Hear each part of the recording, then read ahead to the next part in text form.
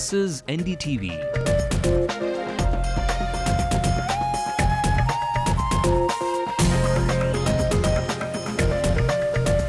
And you're watching Ndtv-Hindu.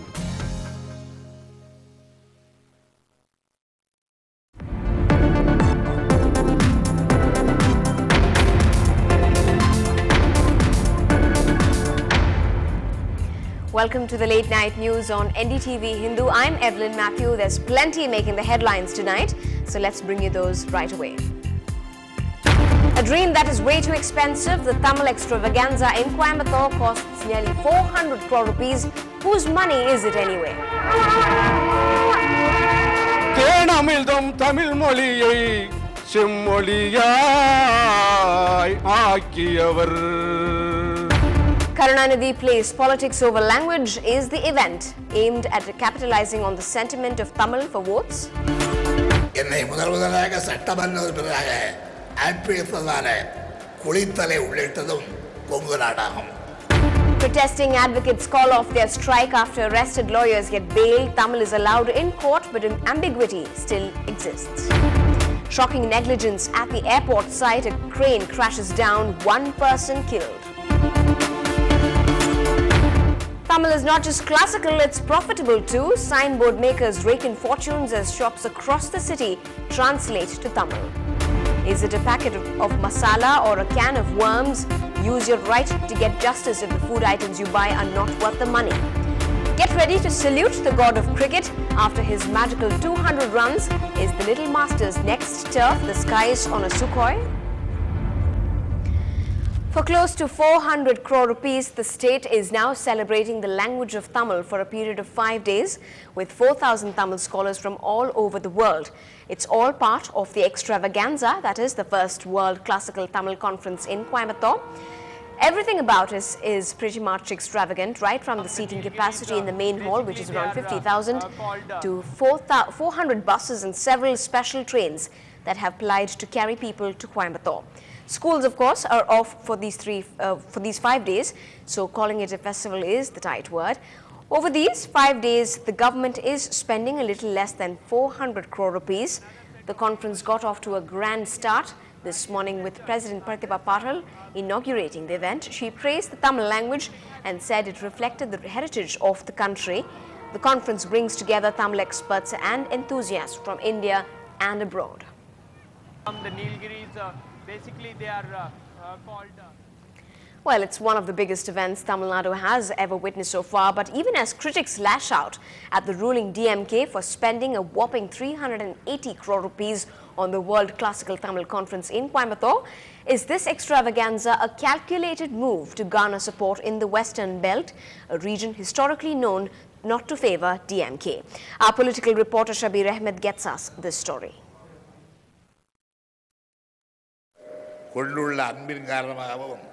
The grand old man of Tamil Nadu politics seems to be on a mission to redefine his party's strategy for the western districts. Ahead of the crucial 2011 assembly elections, it appears that the DMK patriarch is leaving nothing to chance. After all, he has spent 380 crore rupees to woo the voters of the Kongu Nadu region with his pet project, the World Classical Tamil Conference, besides attributing his first victory to the people of Kongu Nadu. தமிழகத்தின் சரித்திரத்தில்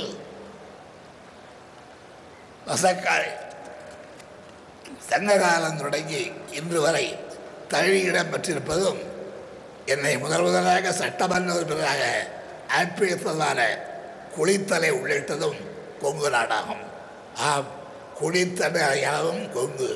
தமிழகத்தில் பாறை, ஓரி, காரி, பேகன், ஆய், iron, Nalli என்ன 7 வரை மட்டும் வள்ளல்களின் வரையறுத்து கூறுகிற சங்ககாலத்தை சார்ந்தோம். இவ்வெழுவருக்கு பின்னர் அந்த 7 போல இதற்கு யார் உள்ளேன் என்ற வள்ளல் குணனோடு சங்ககால வள்ளல்கள் என்பவர் அவன்மரில் பேகன், அதியமான், ஓரி, குமணன் ஆகிய 4 கொங்கு நாட்டினர். The western region of Tamil Nadu handed out bitter results to the ruling DMK-led alliance in the 2006 assembly polls. When the rest of the state voted in their favor, the debacle continued in the 2009 general elections as well. Congress heavyweights like Tangabalu, EVK's Elangovan, DMK's Prabhu and others belonging to the DMK-led alliance faced a humiliating defeat as the vote bank of the rivals is solidly consolidated. Interestingly, the recent inclusion of AIA-DMK heavyweights like Karur Chinnasamy and Erode strongman Muthusamy is also seen as an attempt to strengthen the party's base. Till now in the history of Tamil Nadu politics, the western regions have always ditched the ruling DMK in the elections. With this World Classical Tamil Conference, the DMK hopes to galvanize support for the next assembly elections. But will the Chief Minister be able to change equations? Only time will tell. At Coimbatore, with camera person Madan, Shabir Ahmed for NDTV Hindu. So the question arises, whose money is it anyway? Is much of this waste expenditure?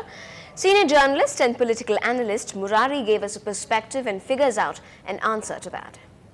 See, it is extravagance, no doubt, and it's a grand event, no doubt, and it is taxpayers' money, as you rightly said, it's your money, it's my money. But if we can reconcile ourselves to mindless scheme like free television, supply of free television sets to the poor, which costs 5 times more than what they are spending on this naturally a necessary event, a proud, which we can be proud of. I don't think it's such a waste of time or such a waste of money or extravagance. You have to look at it in a proper perspective. 300 crores or 400 crores for a five-day event when international delegates are coming is not big money. Meanwhile, in what could be respite for a group who've been asking for Tamil as court language, the protesting advocates called off their strike today. 20 lawyers who were arrested for protesting to make Tamil the court language have been granted bail. Not just that, the Chief Justice, it seems, has indicated that there will be no hindrances to any lawyer who wants to argue in Tamil. And Peer Mohammed, our senior correspondent, has been tracking that big story over the last couple of days. He told us what this new move really means.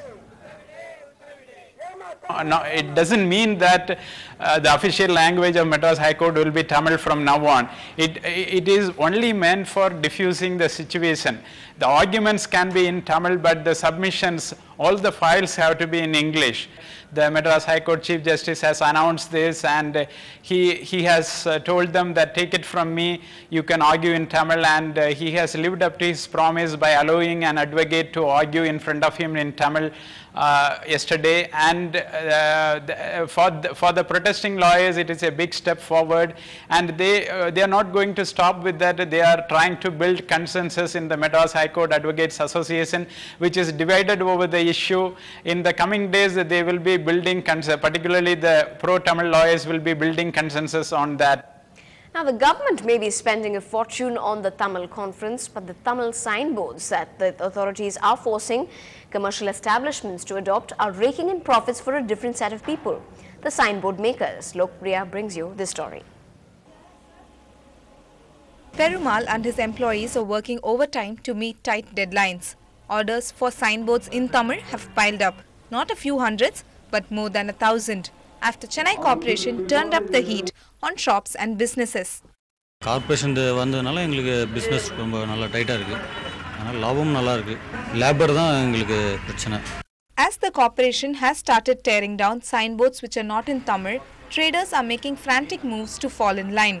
But they are worried whether customers will understand the Tamil translation of their businesses.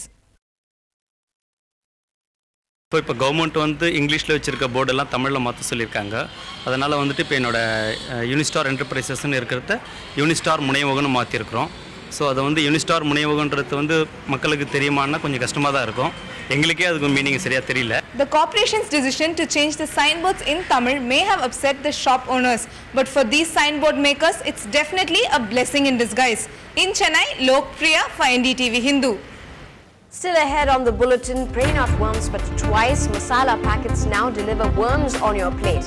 That's coming up on the other side. Do stay with us.